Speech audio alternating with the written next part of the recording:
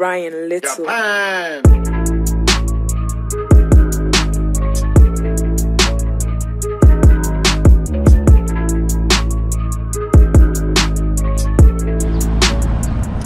Salut à tous la famille, j'espère que vous allez bien. Bienvenue sur la chaîne Blata Motor. Comme vous avez pu le voir et le constater, on va essayer un RS6. Et je suis particulièrement content parce qu'il y en a très peu sur Dubaï. Je vous laisse le contempler de suite.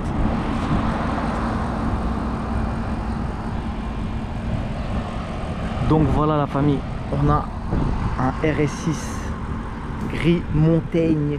C'est comme ça qu'ils l'appellent je crois. Donc c'est pas gris nardo, c'est un genre de gris anthracite avec les magnifiques jantes. C'est les plus belles jantes qu'il y a sur le RS6. Je vous montrerai l'intérieur après. Le RS6 est un véhicule que l'on ne présente plus. Néanmoins celui-ci est quand même très bien équipé. On a les contours de vitres noirs. On a les grosses jantes, comme je vous l'ai dit, les belles jantes, les étriers rouges RS. On a les feux arrière dynamiques, les grosses sorties de peau dignes des RS6 qui renferment derrière deux petites canules. L'aileron spoiler RS6 classique hein. Regardez-moi cette ligne. Le RS6 c'est un véhicule vraiment qui est particulièrement apprécié des papas qui n'ont pas envie de vieillir. Et c'est mon cas. Donc voilà, c'est pour ça que ce véhicule là je l'apprécie tout particulièrement. D'autant plus qu'il vient de chez un ami à moi. Donc mon pote qui l'a acheté, il l'a acheté chez mon pote. Donc c'est un gang de potes. Une grosse dédicace à Samamcar RS6. Et on va tout de suite passer à l'intérieur. Donc je vous en ai pas parlé plus en détail puisque je pense que vous le connaissez déjà hein, les grosses ailes avant, les grosses ailes arrière. Elle a vraiment un cul reconnaissable partout, les clignotants dynamiques, la signature lumineuse comme ça en genre de Y sur le côté, les bouches d'aération latérales qui sont noires laquées. C'est vraiment du lourd. Là on a le clignotant où il y a un répétiteur. Et voilà, on va rentrer directement à l'intérieur. On va couper cette sonnerie. Donc voilà la famille, on est à l'intérieur de ce RS6.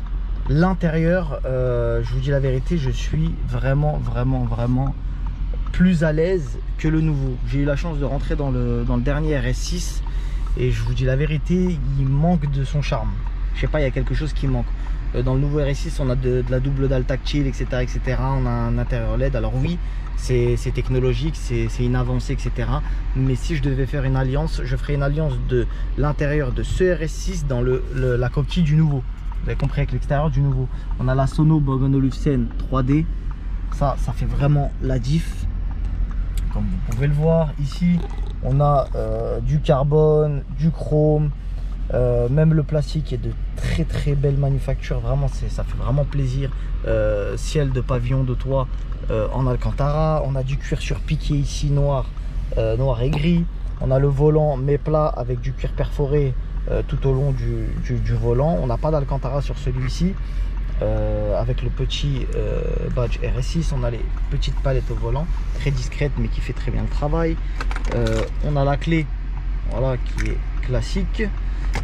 L'instrumentation à bord, on a la console centrale, vous avez le petit start engine. Et puis les gens qui sont chez Audi se sentiront comme à la maison. On a l'écran ici qui est rabattable évidemment lorsqu'on switch off le véhicule. On a sur le tableau de bord un gros insert en carbone comme ça, comme sur les contreportes qui sont juste ici. Le buzz se situe bien évidemment sur les sièges matelassés que l'on connaît sur la RS6 qui sont simplement magnifiques. Ça c'est le cas de le dire. On a un arrière qui est 5 places mais là qui a été transformé en 4 places par mes amis parce qu'ils n'ont pas le temps. Toit ouvrant panoramique, donc c'est un double toit ouvrant, c'est-à-dire vous avez le toit ouvrant et le toit panoramique derrière aussi pour offrir un maximum de luminosité à l'intérieur. C'est un break, donc forcément on a énormément de place, que ce soit à l'intérieur qu'à l'arrière. Là on a une double ouverture d'accoudoir central et on va de suite terminer sur l'arrière pour vous montrer la contenance du coffre.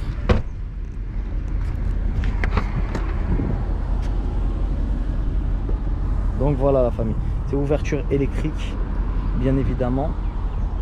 Et regardez, on a de l'espace vraiment pour aller faire ses courses tout en bombardant. Et ça fait plaisir. Donc il faudrait que ça fonctionne, ça ne fonctionne pas. Je vais le faire avec là, voilà, c'est bon. Donc voilà, fermeture automatique du coffre avec les clignotants dynamiques. Les places arrière, très simple. Il y a énormément de place, comme vous pouvez le voir. Voilà, avec la clim arrière également. Les sièges magnifiques. Il n'y a pas de coque, hein. C'est pas des sièges coqués à l'arrière. Ça c'est un petit peu dommage. Mais je pense pas que ça a été fait sur le dernier RS6. Je ne m'en souviens plus. Et on va tout de suite passer à l'essai route. Quand il fait chaud, voilà. C'est parti pour l'essai de ce Audi RS6. Donc voilà la famille, nous voilà à bord de ce magnifique RS6.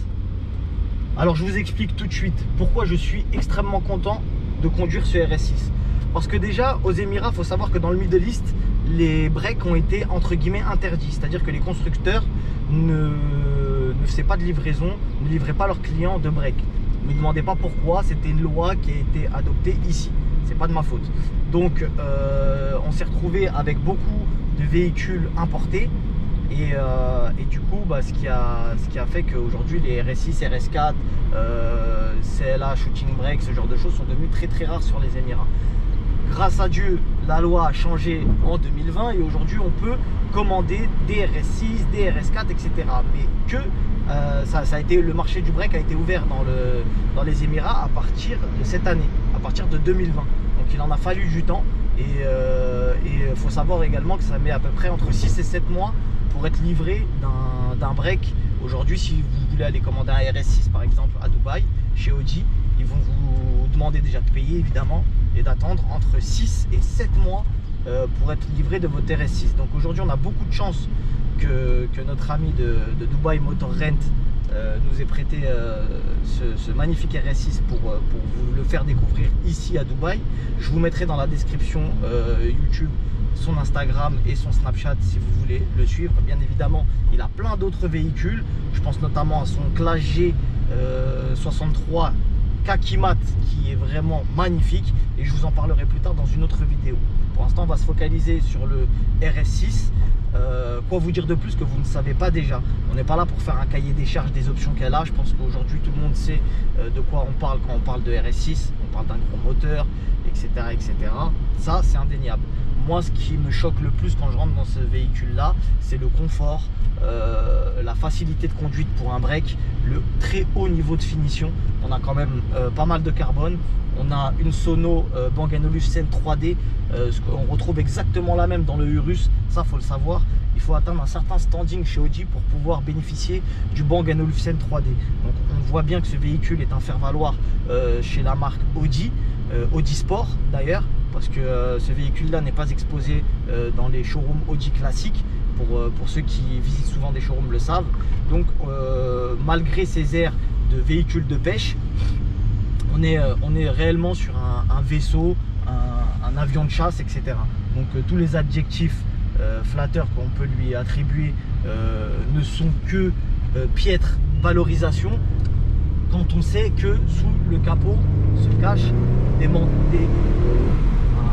Là je me suis même pas mis en sport et vous avez vu déjà, elle avance très bien.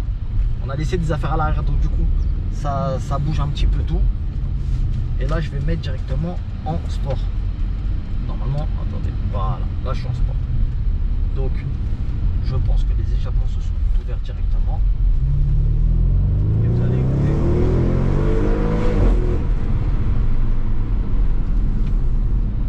Je suis obligé de ralentir parce qu'il y a des dodanes à chaque fois. Et du coup, pour exploiter entièrement, je sais pas si vous entendez, elle a pas mal de retours à l'échappement et c'est un véhicule qui est d'origine. Donc vraiment, est-ce bien la peine de changer la ligne? Pour faire un boucan énorme, oui. Mais si vous voulez vous faire plaisir, je vais quand même baisser les vitres et vous faire écouter l'échappement d'origine. Je pense que vous avez entendu un petit peu les retours. Je vais vous faire un peu mieux écouter.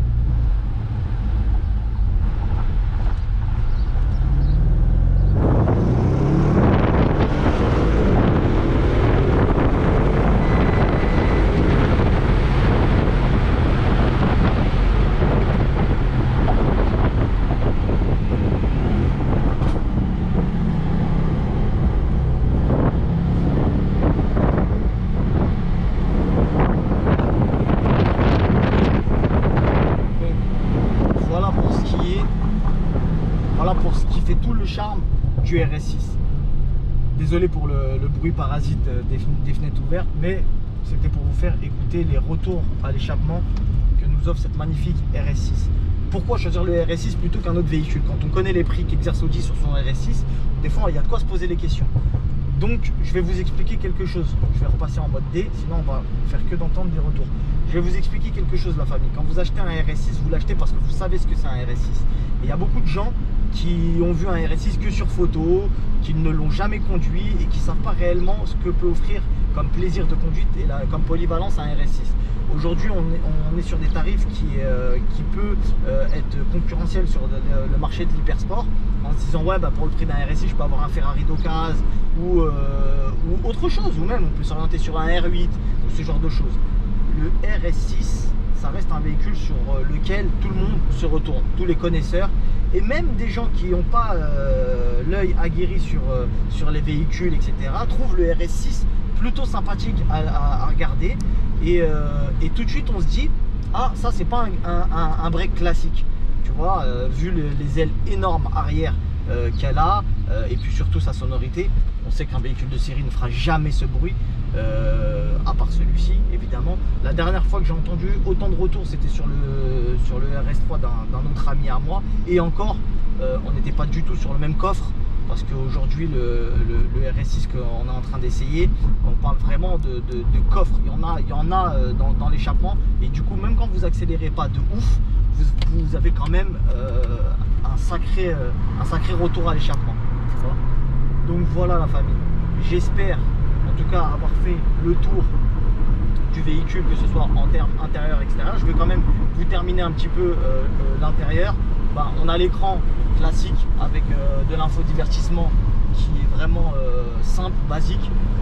Voilà, Bluetooth, chargeur CD, ça c'est très bien. On a encore le chargeur CD, ça fait plaisir à tous ceux qui sortent encore de la musique non dématérialisée, même si tout le monde est à l'ère du streaming. On sait qu'il y a des gens qui aiment encore vendre des CD. Du coup, si vous achetez ce modèle là d'RS6, vous pourrez encore avoir un manche-disque, et ça fait vraiment plaisir. Donc ensuite, est-ce que je conseille plus ce modèle là que le nouveau? Je le conseille vraiment si vous voulez déjà faire beaucoup d'économies, parce qu'on sait que le nouveau est hors de prix et surtout qu'il ne change pas réellement de celui-ci. Même si le design extérieur et en termes d'options vous êtes vraiment un cran au-dessus, moi je suis pas fan du tactile. Trop de tactile pour moi, tue le tactile. Avoir des dalles tactiles partout, même pour mettre la clim, pour moi c'est relou. Celui-ci fait très bien le travail, et pour être rentré dans le nouveau, je peux vous garantir que celui-ci, au niveau des compteurs, au niveau du ressenti qu'on peut avoir, on est beaucoup plus sur quelque chose de valorisant que le nouveau. Le nouveau, j'ai l'impression qu'il est un petit peu aseptisé, il est un petit peu conventionnel, et du coup ça perd de son charme. Donc voilà la famille.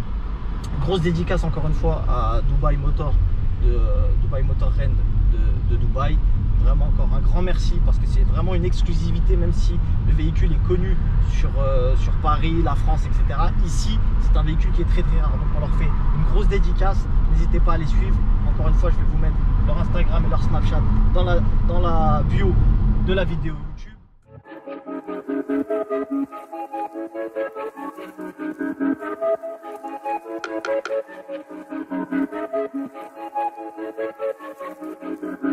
Ryan Little.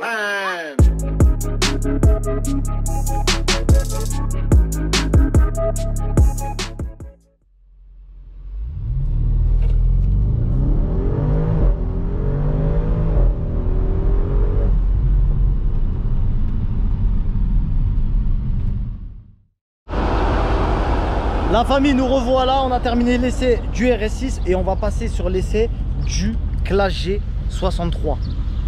Donc je vous explique pourquoi on veut mettre le Clash G face au RS6. Bah, tout simplement parce que déjà les deux véhicules appartiennent à mon ami, ça c'est la première raison. Et la deuxième raison, parce que je n'ai pas encore essayé le Clash G. Et je vous dis la vérité, du moins le Clash G, l'ancien, parce que j'ai déjà essayé le nouveau. Mais l'ancien, je ne l'ai pas essayé et ça me tentait pas trop. J'en ai même déjà eu un personnellement, etc. Et je voulais un qui sort du commun. Et le Clash G en kaki mat comme ça, il fait vraiment la différence. Ils ont eu le goût du détail. Avec étrier kaki mat, il est vraiment sublime. Signature lumineuse full LED. Ils ont changé les feux. Il fait vraiment la diff. C'est la guerre.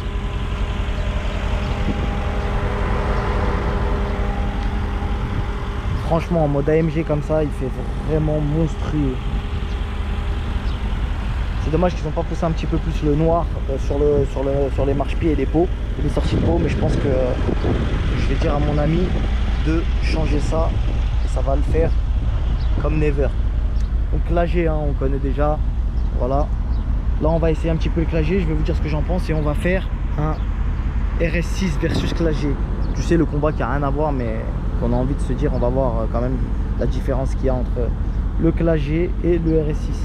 C'est deux véhicules quand même qui pèsent lourd. Donc voilà la famille versus le RS6. Pour ce qui est de l'intérieur du Clash G, on est sur du classique. Le véhicule n'est pas tout neuf, mais il est très bien entretenu. Donc on a de la contreporte en cuir noir avec surpiqûre beige, intérieur matelassé beige, pack sono Harman Kardon qui fait très bien le taf, mais qui n'est pas supérieur au Bang & Olufsen du RS6. Compteur classique qu'on connaît chez AMG, ce volant magnifique qui pour moi est le plus beau volant de chez Mercedes, qui vieillit le mieux. Je sais pas pourquoi, j'aime beaucoup ce volant. Petit écran GPS, on sait qu'il y en a eu deux autres après celui-ci. Là, gearbox, boîte de vitesse, donc le pommeau de boîte de vitesse que l'on connaît AMG, qui est vraiment stylé. Console centrale en carbone, gestion des essieux si on veut passer en franchissement, etc. Siège ventilé, siège chauffant, on a toutes les options. Accroche avec la poignée en carbone, contreporte en carbone avec les sièges réglables électriques à mémoire, tout y est. Donc voilà pour ce qui est de la présentation extérieure. En ce qui concerne intérieur, pardon. En ce qui concerne les passagers, ils sont très bien assis avec des porte-gobelets centraux plus des appuis-têtes fournis de DVD de chez Mercedes. Si vous avez un berger allemand derrière ou des Rottweiler, ben, vous inquiétez pas, ils viendront pas baver sur les sièges parce qu'il y a le filet protection.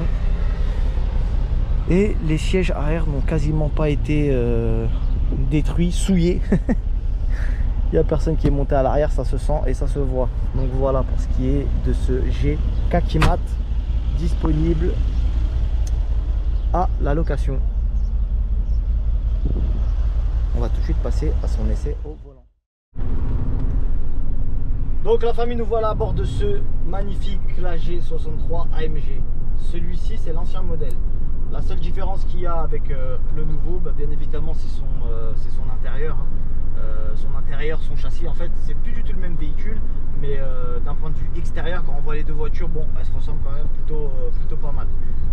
C'est vrai qu'il y a beaucoup de changements en termes de châssis, etc.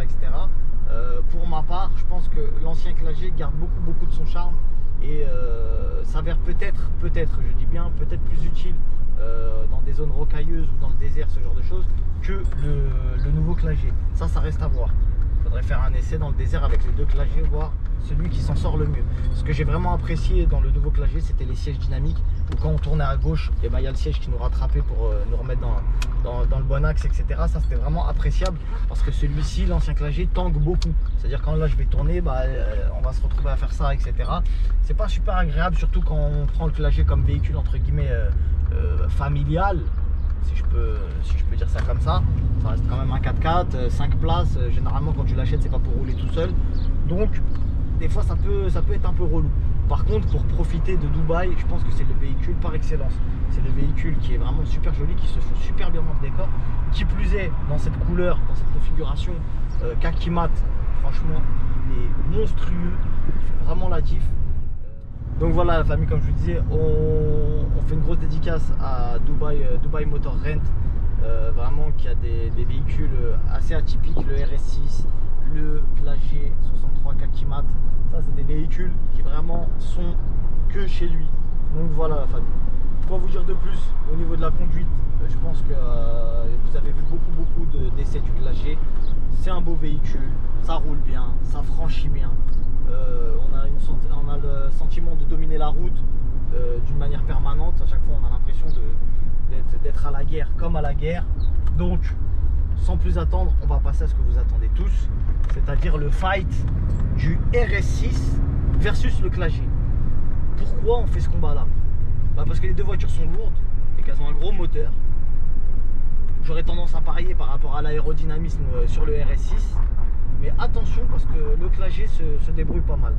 Donc c'est parti pour le combat Clash G versus RS6. C'est bon? C'est toi hein? Attends. On compte jusqu'à 3. C'est bon? 1, 2, 3.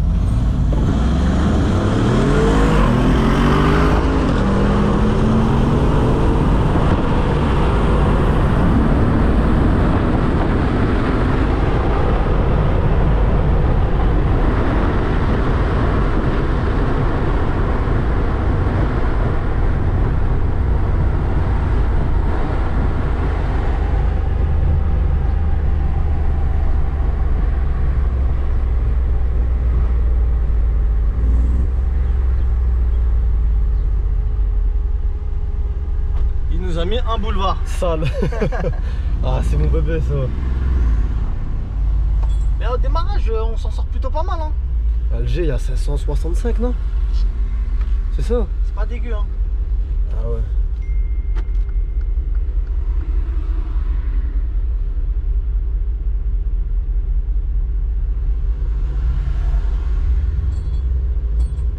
Ça après tu peux recouper la vidéo non? Ouais t'inquiète. Ouais, c'est bon. Laisse tourner. Vas-y. On la refait. Ouais. On la refait. Vas-y.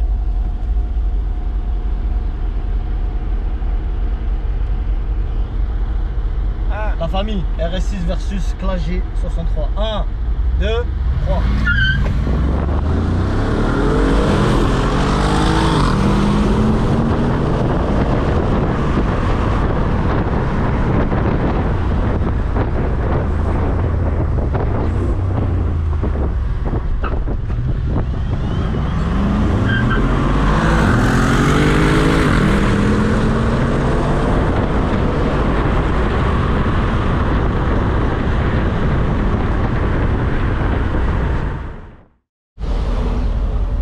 Donc voilà la famille, j'espère que ce petit essai du Mercedes Clash G ainsi que le RS6 vous aura plu. Là on voit le Golf R mais juste devant il y a le RS6. Ce petit versus également vous aura plu. Je vous dis à bientôt sur la chaîne Blata Motor. N'hésitez pas à mettre un pouce bleu et à partager, ça fait toujours plaisir. Ciao ciao.